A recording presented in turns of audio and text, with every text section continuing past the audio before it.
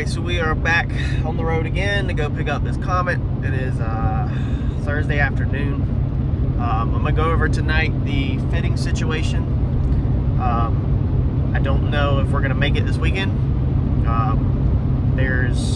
With the car sitting in Whiteville all the way from Monday to Thursday, I have been able to absolutely do nothing on it.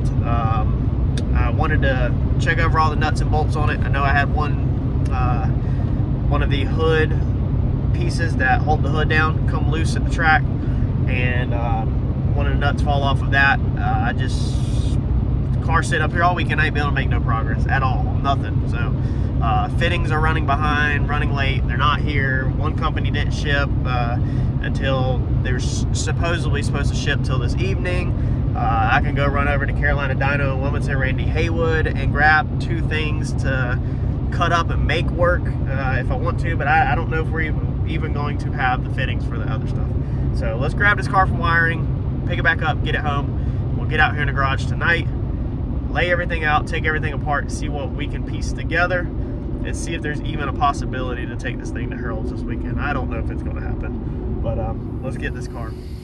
So Chris just put it in his trailer because he actually is working on his truck.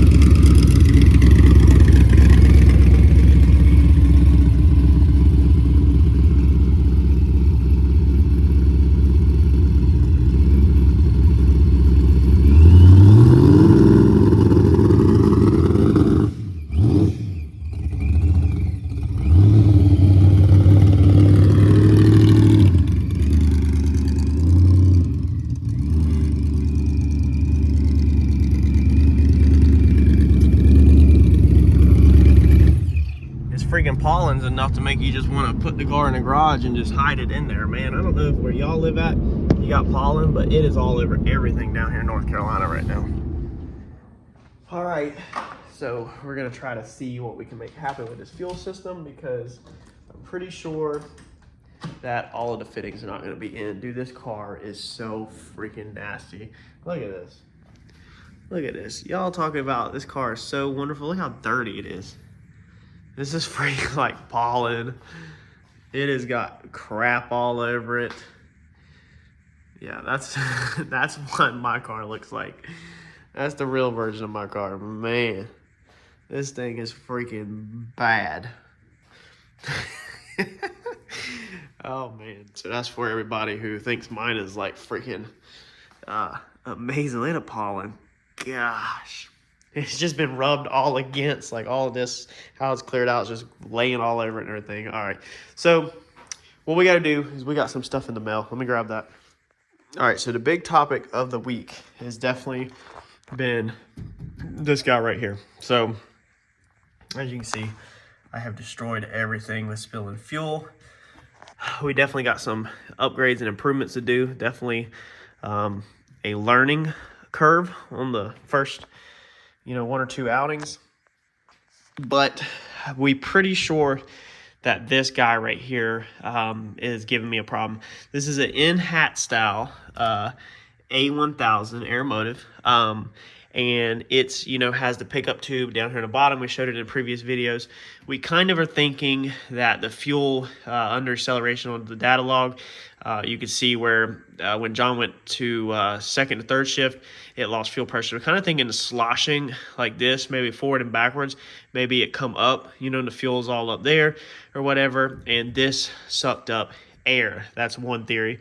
The other theory is maybe this is not as strong, and of course it's pushing backwards. The other 750 under the car is hitting the Y and it pushing backwards because there's no check balls in the system currently. So we're making all them changes.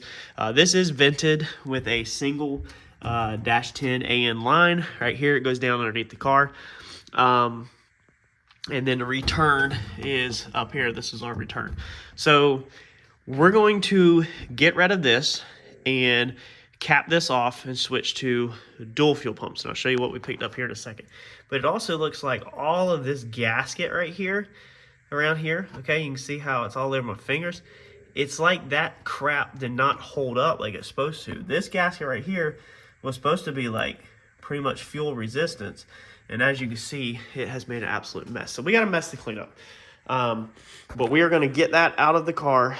What are we gonna do with all this line? I don't know.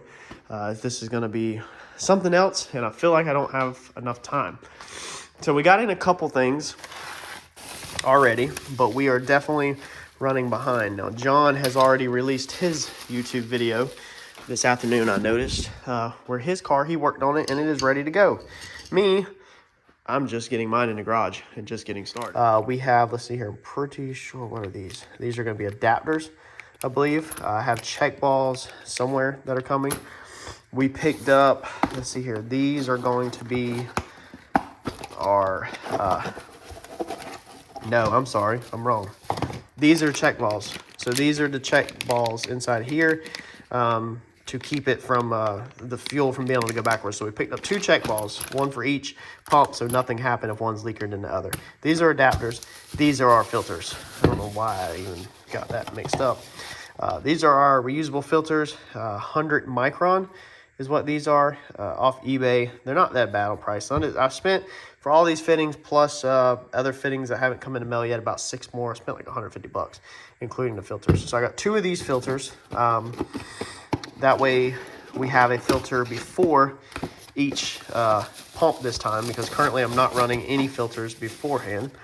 And then each of these filters come with a bunch of different fittings. But the problem is these fittings are all ORB on this side and AN on this side, meaning they're designed to screw into here.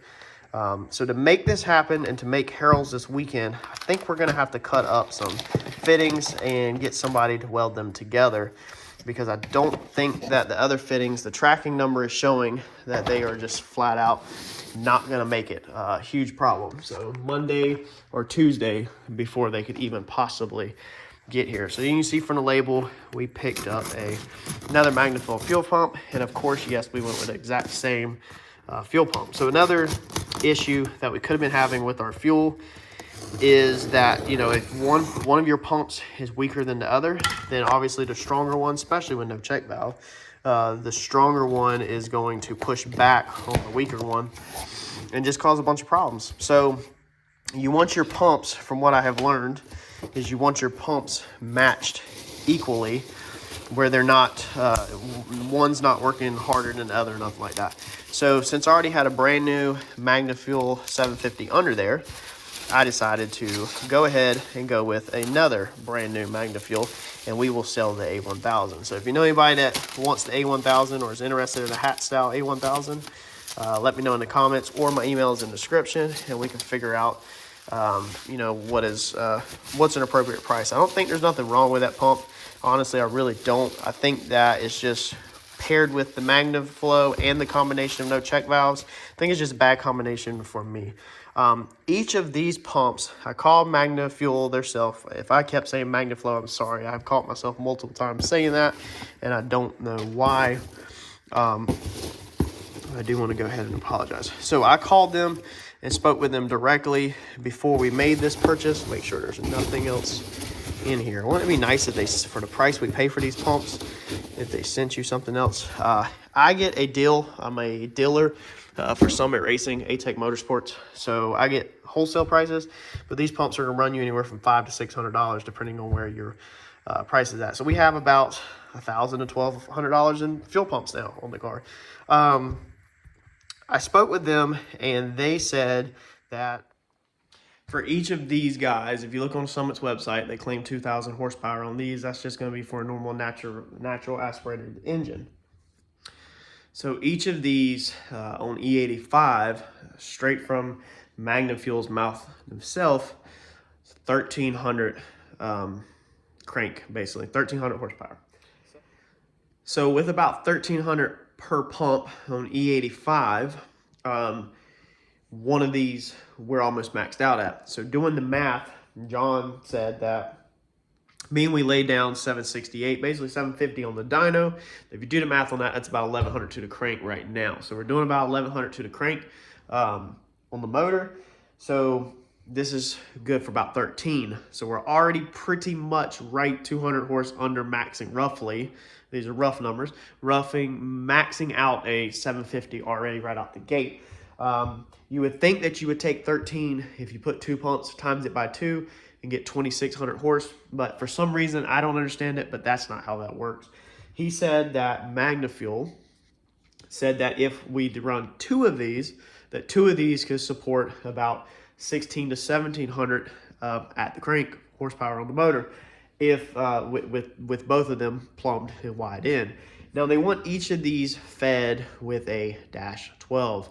I'll show you the current setup now, but the line feeding these are -10 currently, and John said that he's concerned that the fuel cell, being it is an eBay fuel cell, he has seen where the actual sump, the inside of the -10 fitting is actually a -8 size.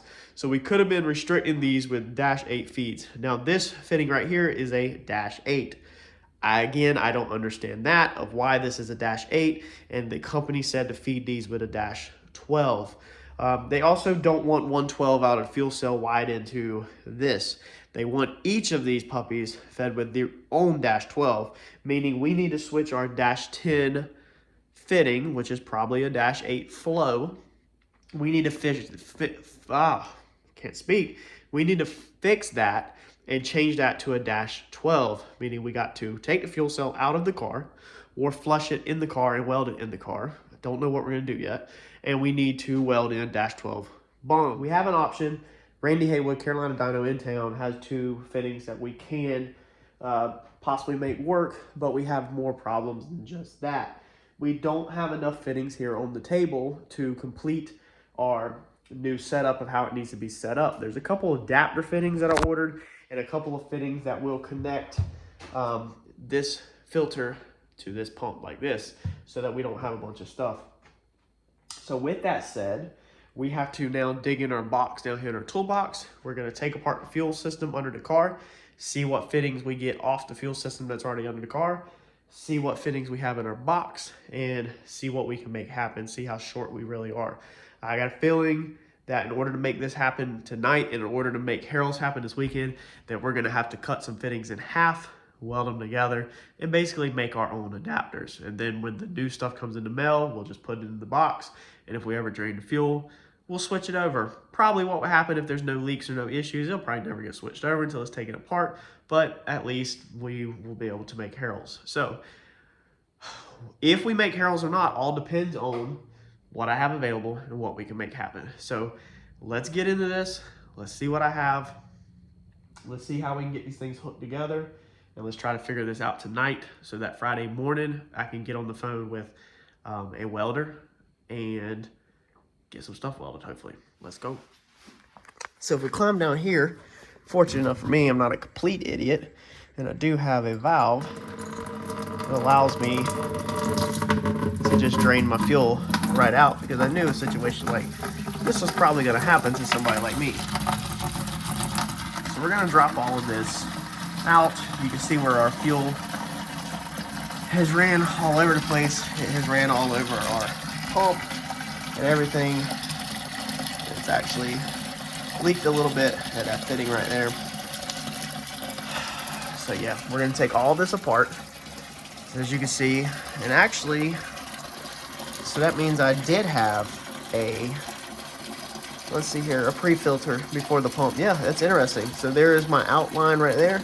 It loops around. There's a filter before the pump, so I do stand corrected. I did have a pre-filter. There's the pump, and then it goes over here to the filter goes there. I didn't, this is the line that comes out of the hat style pump, and it has its own pickup filter, and that goes to the front of the car. So we have to get all this stuff taken apart and drained without making a huge mess, so that we can lay all this out on the table and figure out what fittings we have and how we make this work. This is where we are going to have to cut these fittings off and change these over to -12s. I can already tell you that it's too close to the floor, meaning the whole entire fuel cell has to come out of the car.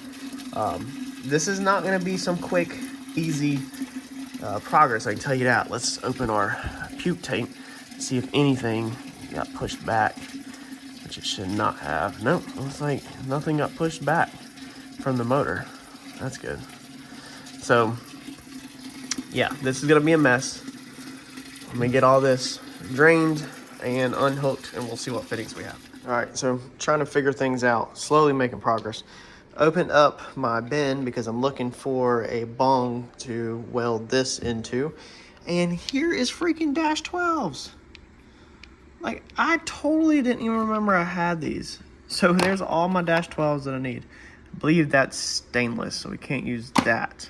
But this is what I need right there. So there's my dash 12s for my fuel cell. Okay, so we got them. Let's keep on looking. All right, so I think we got it. We're gonna leave these like they are. So I'm gonna leave my drain. I'm gonna cap this. So these are dash 10s. I'm gonna come right in here, I think, and we're gonna weld in dash 12 bungs. So one here, one here. I have dash 12 lines over there, Brown and Miller. So I have one that will come off of here, loop around, and feed this pump that's already there. And then we're gonna take our new second pump, and we're gonna mount it back here on a flat plate. So we'll build that tomorrow, okay? So it's gonna be fed the same way. And then our second Brown and Miller line will come off of the other bung. It will loop around and feed in. So then both pumps are slinging this way. This one goes back to like it was. We did add a check valve to it. So this one goes back to like it was. It feeds back into the Y. And then of course our second pump is gonna be sitting right here. I've also got all these lines. This is where it helps to buy all these eBay NASCAR lines. So I think this is 12. I think these are 12s or 16s, both of these. Both of these right here are 10s, so we need 10s out. So they said feed these with 12s and then to the front with 10s. So these are 10s. So that 10's already there. We'll come out with another 10 and catch back into the Y, and then nothing will change going forward. Everything will be everything will be the same going forward. It'll just be wide back in. So we're just gonna add that second one in there. I think that's gonna be the ticket, man. That allows me to keep my drain, which is kind of cool like it is. We literally just have to add 2 bungs of this. Originally I was gonna like cut these out, I was thinking and all that, but then I was like, man, instead of cutting these out, let's utilize them. Let's keep our drain instead of having to move it. Let's just cap that off because I happen to have a cap here, and then let's just add the bungs there. Now the fitting between this and this, let me show you. So this is the same identical setup that's under the car like I just showed you. The fittings between here, I've got these marked to cut because the only way to make this work is I need a O-ring to an O-ring. I don't have that tonight, but I do have fittings. As you can see, the one under the car was put together, this one's put together, but we need to take this back apart, and John said that he has done this a million times. This is the exact same thing, and this is what we did on these right here. This was just fast. This was for our oil cooler. These were just AN flare to AN flare unions. Basically, if I had one laying around for anybody new to channel, they look like this, okay? And then, so this is gonna be your AN male flare to AN male flare. And then these are gonna be an AN male flare to an O-ring. Now this is a step down, you know, so you have different ones like that, but like this is the same size. So this is the, this is dash 10. So this is AN flare on this side, AN O-ring on this side. So what we're gonna do is we need a 8 AN O-ring to a 10 AN O-ring. Now I've already ordered these. They're in the mail, but they're not gonna be here till next week.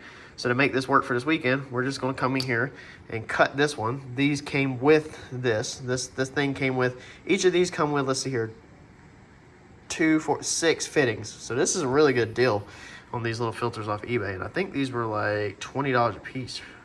I think about 20 bucks a piece. So we're just gonna cut it. So we're gonna do just like we did like this, cut it. We're gonna do a way cleaner job. It's gonna be at the shop tomorrow and I'll take my time. And then you have to add an O-ring right there because normally your flared AN does not have an O-ring. So this is the exact same fitting, John said. It's just you gotta get rid of the flare. So that's all we're gonna do is we're just gonna take 2 of these, get rid of the flare, and that should make our whole system work. The only other thing we need is on this end, we need a 10 AN O-ring to a 12 AN flare. And that's this right here. So these are also in the mail, but I don't have them. So we're gonna make them again. So we're gonna utilize one side that's already O-ringed, and then this is these are dash 12s that already had aluminum. So what these pieces are is, again, these come with that filter. So this is a dash 10 O-ring to a 6 AN flare. Now there's nothing on this car that I ever would use for that. So these are pretty much trash. I've got 4 of these total. There's the other 2 that I'm not using. So all we're gonna do is we're gonna put them together like that. Not quite though. So we're gonna come in here, grind the paint off. We're gonna obviously cut this flush, but then we're gonna drill this. So as you can see, it is stepped down to a 6. So we're gonna drill this inside out to this inner diameter that's already there to make sure that there's no restriction and this flows straight through as big as already there. So we'll drill that out at the shop tomorrow. We'll probably do all this at the shop, prep all this stuff for a weld at the shop, and then we'll weld them together, and that will be our dash 10 to our dash 12 out here. So this is our feed side. So this will be our feed. So I've got everything sorted out. I was able to make stuff, I think, and I only need to go see Mr. Randy Haywood to get one of these. I need one dash 12 weld in, which he has aluminum, because these are going to go under the fuel cell as a bung. And honestly, Mr. Haywood might be able to weld all this stuff for me. I don't know. We'll see. I'm gonna hit up another buddy of mine because I think Mike's busy. So we're gonna get this fuel cell out. It's getting really late. I'm gonna get this fuel cell out, and then that's gonna be a wrap for tonight. And we'll do some welding tomorrow, and then Friday afternoon, Friday night should be assembly, and nut and bolt the car Friday night, and this thing should be good to go to the track on Saturday, I think. Pretty exciting. And I actually organized everything. I just thought about some of this. I'm going to leave this information in the video that I just talked about in case you need that situation, but we're not going to do that. So why would I take a 6 and cut it and make a fitting O-ring to dash 12 and weld, because you got to weld these two together, when I can literally just weld my dash 12 straight on this filter and we're good to go. You know what I'm saying? And then if I ever have to replace this filter, at least I have this end, or I just order new fittings. So we're just gonna take this end off, and we're literally just gonna weld this to this and be done, so we don't have a leak, because I don't want all these freaking leaks, you know? And then, let's see here, on that end, all it is a matter of just cutting. So we'll just cut these fittings to make the O-rings, but that will eliminate one more leak. Problem solved. All right, fuel cell's out. We're gonna let that drain overnight. Got it all stripped out of the trunk.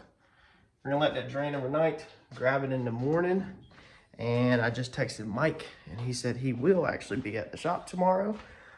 He's stopping by in the morning. It's not gonna be all day, but he's stopping by. So we will have Mike weld it up for us. So, let's get to bed. Let's get to bed, because it's gonna be a long day tomorrow and a long night. I'll catch you on the next one.